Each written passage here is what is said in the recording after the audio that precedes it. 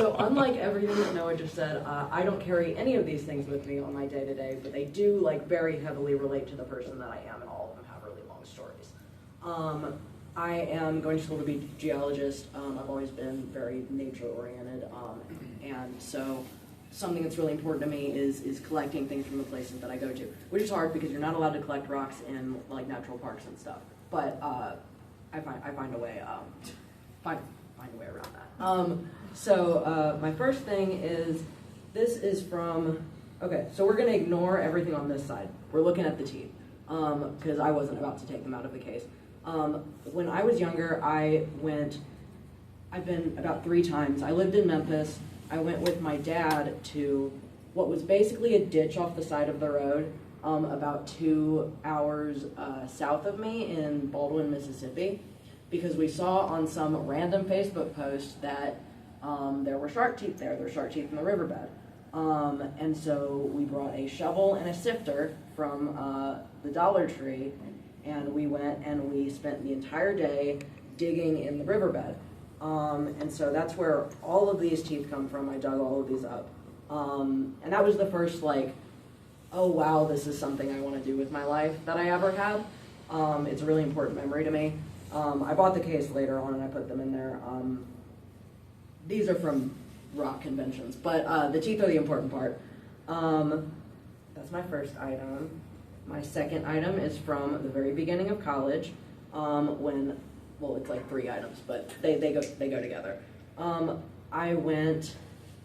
had just made like the friends that I anticipate keeping for the rest of college, and one of them really liked this band that was playing in Michigan. I didn't know the band. I've never been to Michigan. We decided on a whim that we were going to go. The tickets were cheap. We got a Red Roof Inn for $99 for one night, and we drove 8 hours north to Michigan, and we saw the concert. It was really great. But something that was always on my bucket list was to see the Great Lakes. I want to see all of the Great Lakes. Never seen any of them before. Turns out that on the way, we took it on the way back. It was about a 30-minute detour to go to this little opening, this little beach on Lake Michigan. So I could check something off of my bucket list. And while I was there, I got these rocks. They're all very different. I'm gonna pass them around. I'm passing the rocks around. If you get them wet, they're way more like vibrant, but I wasn't about to like lick a rock in front of the whole class. So that's a really, really fond memory that I have.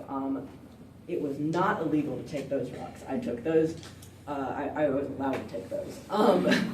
And then my final object is, this was not on my speech proposal because this is from this weekend.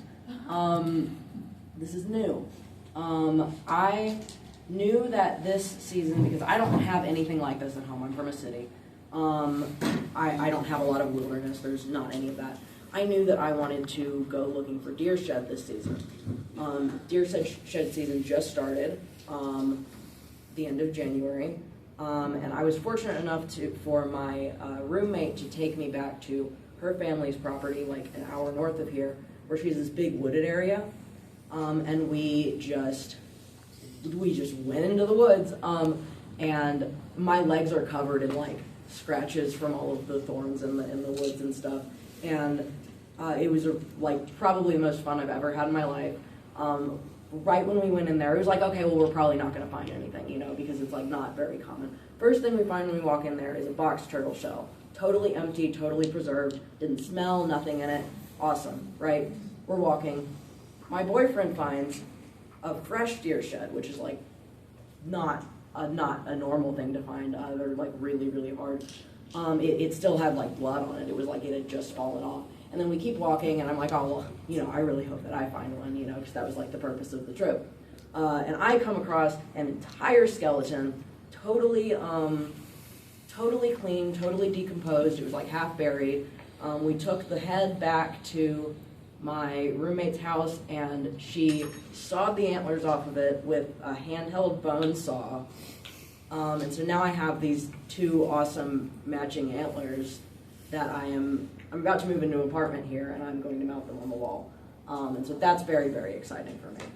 And those are my things.